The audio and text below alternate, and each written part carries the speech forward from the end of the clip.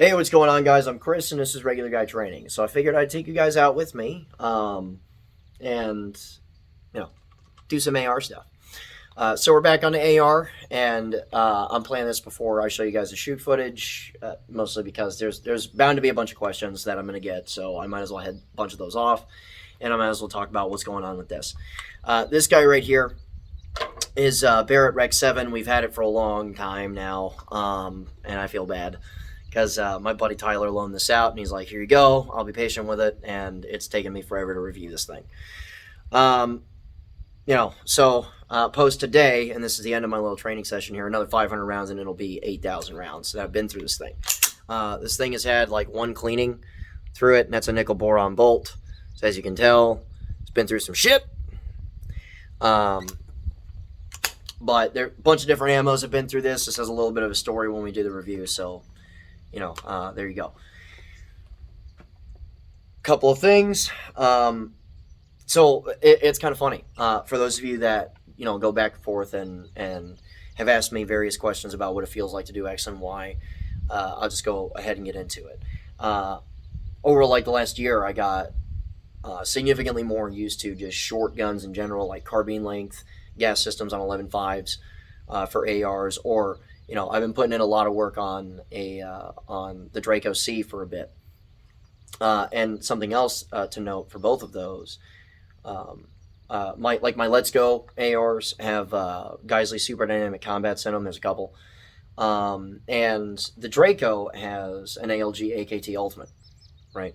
So what's different in a bunch of different ways is, and I'm going to start with that trigger because I was just on it. Flat face shoes, man.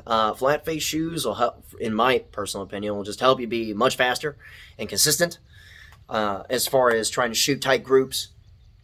It can be done regardless with either or. It doesn't really matter to me personally what the weight is, whether it's military weight or whether it's that super dynamic combat or ALG AKT Ultimate. Obviously, lighter, smoother trigger pulls make that a little bit easier, but it's not like you can't shoot really tight groups with them. You can also be fast with both, but what I have noticed is that when you get used to one, the other's a little weirder.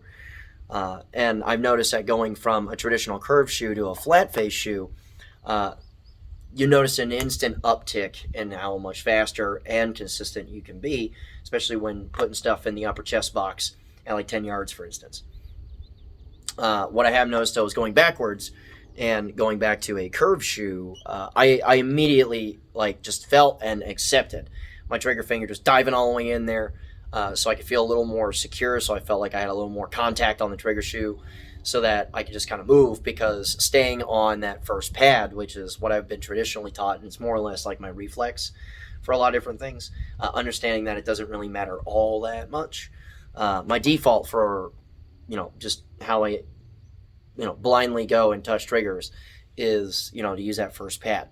And I noticed right away I choked all the way up so I could maintain as much positive contact with the trigger as possible, like on the shot, jumping out to the reset instead of letting the springs reset me, like jumping out to the reset point and going backward again, so that you can manage that reset technique as much as you could, especially when you're going faster. I noticed it is a little more difficult with the curved shoes when you go back to them, because it feels like you're just kind of floating in space.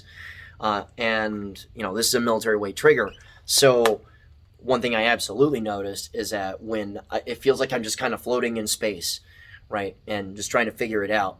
Obviously, it's not something that you can't get used to, because you totally can, and I had been forever previous to this. But what I definitely noticed is that when you're on a mil weight trigger and it feels like you're floating in space like that, it feels like the trigger pull weight is like about 5,000 pounds. It's obviously not, and you guys see the cadence of fire that goes on with that is a little bit slower, but it's still consistent, so you can work that kind of stuff out.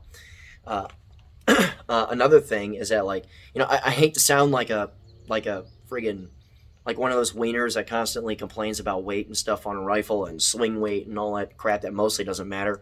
But because it's been a while since I've been on like a 16-inch mid-length rifle versus the shorter stuff in carbine length or whatever that I'm used to, I noticed that there is a little bit of heft difference. There's a little bit of extension difference in there. It does feel a little awkward to start. It's nothing that you can't overcome, obviously, because I got used to it pretty quickly. But to start, it does feel a little different. And lastly, because again, I'm used to the carbine length gas systems, and then I've been putting in a lot of work lately on the Draco, I absolutely have noticed that this thing, I know it's not race gun flat. It's not even close to race gun flat as far as recoil impulse and how it shoots. But man, going to a mid-length 16-inch barrel, when you're used to that other stuff, it just doesn't go places. And it's really neat because it just stays right there. It doesn't go any place. It doesn't try to argue with you. It just is like, yeah, I'm right here. I'm going to stay right here. We'll be fine. You know?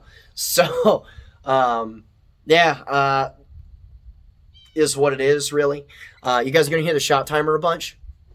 That shot timer par is set to 4 seconds because I'm mostly working my mechanics and a bunch of cadence stuff, right? So when I turn on the shot timer and you see me do a reload, that par time is 4 seconds, right? And that's like the par time for a reload that I've set for all conditions. You absolutely have to get it done. Rain, sleet, snow, mud, blood, whatever. Get it done inside of 4 seconds. And you'll notice that with this, I come in under time a lot. Well, and that's just the nature of the AR. It's pretty fast to get started, you know. But yeah, I'm gonna go ahead and shut the hell up, and you guys can watch what happened here.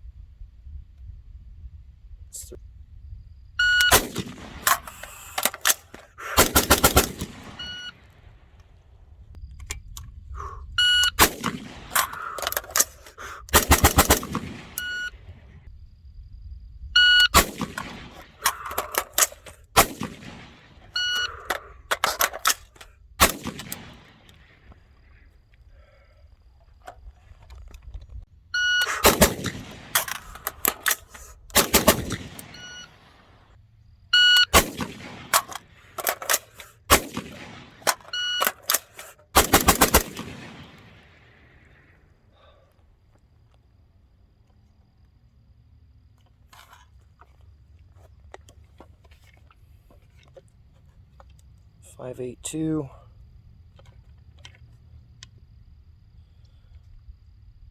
First shot 4.4. Second shot 2.36.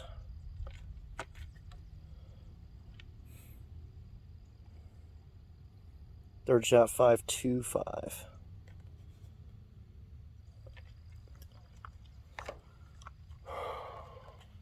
So, for those that are going to ask, this is the target that I shot. See, I was a fucking bonehead when I first came out here. Like, when I first got out here, I recognized, oh, shit, I did not bring any cardboard out. Thankfully, though, I seen a target in the fucking discard bin, and I was like, sweet, I don't have to turn around for an hour. And I seen a target that I guess somebody left out here. So, the blue tape and the squares aren't mine, and there were a bunch of holes that I had to tape up. But after I made it clean, this was pretty much the day shooting so far. Yeah, you see a couple of boneheaded mistakes in there. At least, you know, these three were boneheaded mistakes. But other than that, I mean, like I say, it's pretty easy to manage, and it was pretty easy to get and keep on target, and just keep the hold in, you know, center of the chest, right about the nip line, sort of box area, right? So, wasn't too bad, but it could be better. It could always be better.